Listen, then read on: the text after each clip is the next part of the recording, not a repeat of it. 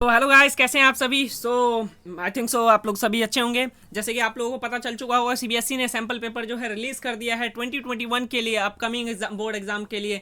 10th class और 12th class के लिए, दोनों के लिए सैम्पल पेपर रिलीज़ कर दिया है। हर साल सीबीएसई रिलीज़ करता है और इस बार जो है ये बड़ी खुशी की बात है कि बहुत जल्दी, काफ़ी जल्दी सीबीएसई ने इस बार रिलीज़ कर दिया है।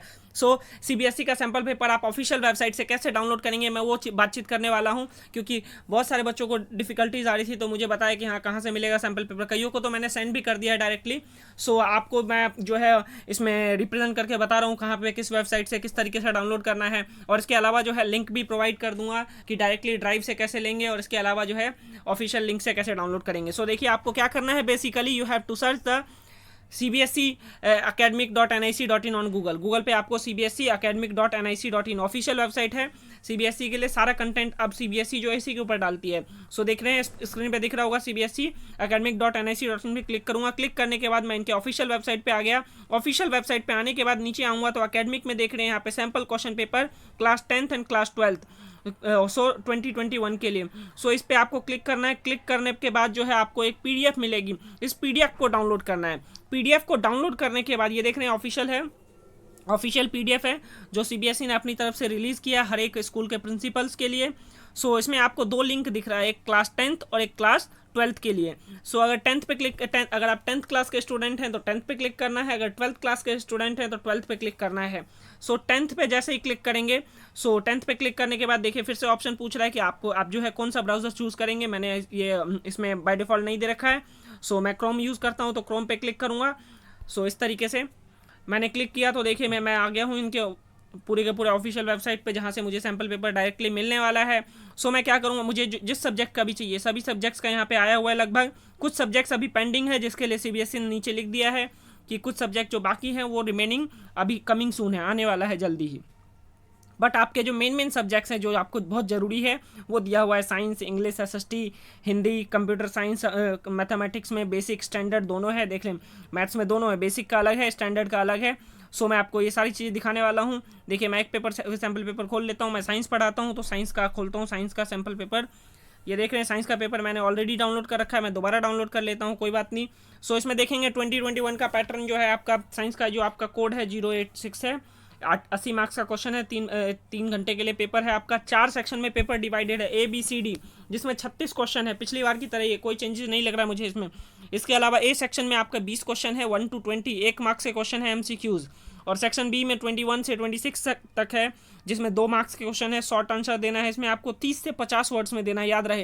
ये वर्ड लिमिट बहुत ज़रूरी होता है, इसी वर्ड लिमिट्स में आपको लिखना होता है, इसको एक्सीड नहीं करना होता और उसको इससे कम भी नहीं लिखना होता है। जो लिमिट दिया हुआ है इसी में लिखने की कोशिश करा करिए, क्योंकि इस लिमिट में अगर आप लिखेंगे और अप्रोप्रिएट आंसर लिखेंगे तो आपको सही मार्क्स मिल पाएगा। इसी लिमिट के अंदर आपको प्रैक्टिस करना, ना ज़्यादा लिखना है ना कम लिखना है। इसके अलावा C सेक्शन में 27 से 33 क्वेश्चन है, जिसको जो 3 मार्क्स के हैं आपके, इसको 50 से 80 वर्ड्स में लिखने हैं। देन D सेक्शन में 34 से 36 क्वेश्चन है, 5 मार्क्स के हैं, जो कि 80 से 120 वर्ड्स में लिखने हैं। ओवरऑल कोई चॉइस नहीं है, इंटरनल चॉइस दिया हुआ है क्वेश्चन में जहाँ जहाँ भी ज़रूरत है। देखिए इसमें आपका MCQs यहाँ से स्टार्ट हो गया क्वेश्चन 1 से। यहाँ पे बेसिकली मैं आपको क्वेश्चन 1 मतलब इसमें क्वेश्चन के बारे में बताने वाला हूँ, आंसर के बारे में जो है डिटेल में इसको सॉल्व करके जो है नेक्स्ट लेक्चर में अपलोड करूँगा। इसमें देखिए 1 से लेकर आपको जो अपकमिंग सारे के सारे जो है ये आपका MCQs है, अप टू 20 तक MCQs रहेंगे। देन 20 के बाद जो है आपके देखिए बिल्कुल वही पिछली बार की तरह आंसर रीजनिंग भी था, ग्राफिकल बेस्ड क्वेश्चन भी है। हर तरह के क्वेश्चन हैं पिछली बार की तरह ही, बिल्कुल कुछ भी चेंजेस नहीं है पैटर्न अभी तक। कुछ मुझे लग रहा है कि फ्यूचर में जो है सीबीएसई अपनी तरफ से एक और ऑफिशियल नोटिस रिलीज़ करेगा और उसके बाद जो है फिर से सैम्पल पेपर रिलीज़ करेगा कि हाँ कुछ चेंजेस हुए हैं, क्योंकि लास्ट टाइम भी ऐसा ही हुआ था। बट हमें जो भी गाइडलाइंस है उसके अकॉर्डिंग ही प्रिपरेशन करना है। आप इसके अकॉर्डिंग अपनी प्रिपरेशन बनाइए। 20 क्वेश्चन है, 20 क्वेश्चन MCQs में है। उसके बाद जो है 21 से देख रहे हैं B सेक्शन शुरू हो गया, जो दो मार्क्स के थे इसमें आपका। उसके बाद जो है फर्दर कुछ क्वेश्चन तक है। इसमें देखिए 21 क्वेश्चन जो है बाइल जूस का दे रखा है कि बाइल जूस जो है डाइजेस्टिव एंजाइम नहीं है, लेकिन फिर भी ये सिग्निफिकेंट रोल प्ले करता है डाइजेशन के लिए। तो बताइए इसके बारे में आंसर क्या होगा। तो आंसर दिखाऊंगा मैं आपको, जो इसमें मार्किंग स्कीम भी दिया हुआ है सीबीएसई ने, सैम्पल पेपर ही नहीं दिया हुआ, मार्किंग स्कीम भी दिया हुआ है। मार्किंग स्कीम में सीबीएसई ने किस तरीके से आंसर लिखा है और आप किस तरीके से लिखेंगे वो सारी चीज़ें चेकआउट करेंगे। ये था क्वेश्चन पेपर। टोटल हमारे पास 36 क्वेश्चन है। सो अब आ जाइए, इसका मार्किंग स्कीम दिखाता हूँ आपको। आपको क्या करना है, सबसे पहले क्वेश्चन पेपर डाउनलोड करके सॉल्व करना है क्वेश्चन पेपर, उसके बाद मार्किंग स्कीम से मैच करना है। ऐसा नहीं है मार्किंग स्कीम पहले ही देख लिया और उसके बाद जो है बस पढ़ लिया, हाँ हो गया, हाँ हो गया, ऐसा नहीं करना है आपको, क्योंकि इस तरीके से करेंगे तो ज़्यादा लंबे समय तक याद नहीं रह पाएगा। सो देखिए, पहला क्वेश्चन था कि भाई हमारा उसका वो FeSO4 को जब हीट करेंगे तो क्या होगा, तो इनिशियल लाइट ग्रीन कलर जो है रेडिश ब्राउन में कन्वर्ट हो जाएगा, कलरलेस गैस इवॉल्व होता है, सल्फर डाइऑक्साइड, सल्फर ट्राइऑक्साइड, और gas with choking smell is evolve, या सल्फर डाइऑक्साइड का जो है बहुत अजीब सी पंचन स्मेल होती है। सो इसमें से आप कोई भी 2 पॉइंट्स लिख सकते हैं। इसके अलावा देखिए सभी क्वेश्चंस का देखिए किस तरीके से अच्छे तरीके से आंसर्स दिया हुआ है। सो आपको भी इसी तरीके से देना है। 21 में बाइल जूस का क्वेश्चन था। बाइल जूस का फंक्शन क्या होता है, फूड को एल्कलाइन बनाता है और इसके अलावा जो है फैट को इमल्सीफाई करता है। तो वो सारी बातचीत जो है लिखा हुआ है, आप देख रहे हैं एक वर्ड लिमिट में, जो 50 से आई थिंक सो 30 से 50 वर्ड चाहिए था, तो उसी वर्ड लिमिट में लिखा हुआ है। आपको भी इसी वर्ड लिमिट्स में लिखना है। सो ये सभी क्वेश्चंस के आंसर दिए हुए हैं, आप चेकआउट कर सकते हैं इसमें पूरी डिटेल में, जिस सब्जेक्ट्स का भी चाहिए। देखिए डायग्राम भी आपको बताया था, ये डायग्राम इंपॉर्टेंट है और ये डायग्राम इंपॉर्टेंट डायग्राम यहाँ भी दिया हुआ है। सो इस तरीके से आप सभी सब्जेक्ट्स के पेपर चेक कर सकते हैं, English, Hindi, science, computer science, maths. इसके अलावा आपका जो भी सब्जेक्ट्स हैं, मैथ्स में देखिए स्टैंडर्ड और बेसिक दोनों है, तो एक बार मैं स्टैंडर्ड और बेसिक को और चेकआउट कर लूँ।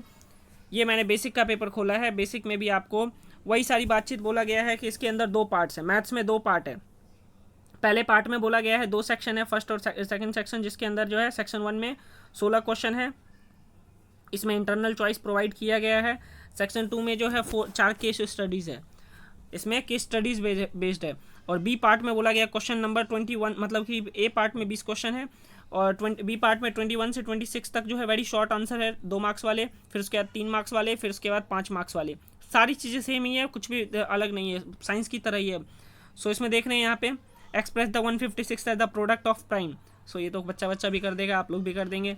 सो देख रहे हैं ये आपका बेसिक का पेपर है, तो इतना ज़्यादा डिफिकल्ट नहीं है बेसिक का पेपर, जैसे कि आप देख पा रहे हैं। Cost of fencing in circular field, ये डायरेक्टली क्वेश्चन उठा के दे दिया वहाँ से।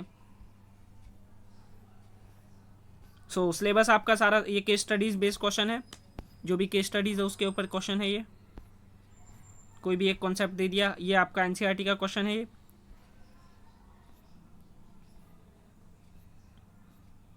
सो इसमें भी आपका 36 क्वेश्चन है। इस तरीके से सारी चीज़ें आप ऑब्जर्व कर सकते हैं, हर एक को मैं सॉल्व करके दिखाऊंगा।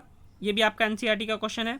सो कुल मिला के आपको मैंने जैसे पहले बताया था कि जो आपका बेसिक का पेपर है वो पूरा का पूरा NCERT से आएगा, तो आपका यहाँ जो सैम्पल पेपर रिलीज़ हुआ है ये भी NCERT से ही है। इसी तरीके से एक बार स्टैंडर्ड भी देख सकते हैं, स्टैंडर्ड भी देख लेते हैं हम। स्टैंडर्ड में है, स्टैंडर्ड में भी वही 2 पार्ट है। पहले में आपका वही 20 मार्क्स के हैं, 20 क्वेश्चन है। बी पार्ट में भी 20 क्वेश्चन है, मतलब पैटर्न सेम है दोनों का, बस थोड़ा सा डिफरेंट है, लेवल थोड़ा सा अलग हो गया। उसमें देख लेते हैं, पहला क्वेश्चन था बस खाली प्राइम फैक्टर करना था, यहाँ LCM HCF है। सो हल्का फुल्का लेवल जो है ऊपर नीचे है, और ये होना भी चाहिए।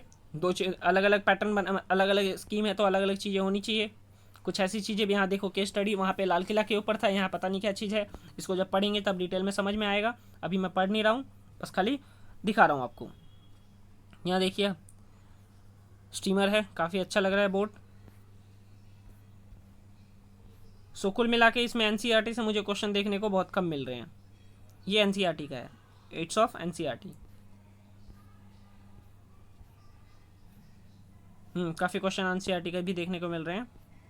सो इसको जब सॉल्व करवाऊँगा तो आपको डिटेल में समझा पाऊँगा। सो ये आपका 36 क्वेश्चन पूरे हो गए।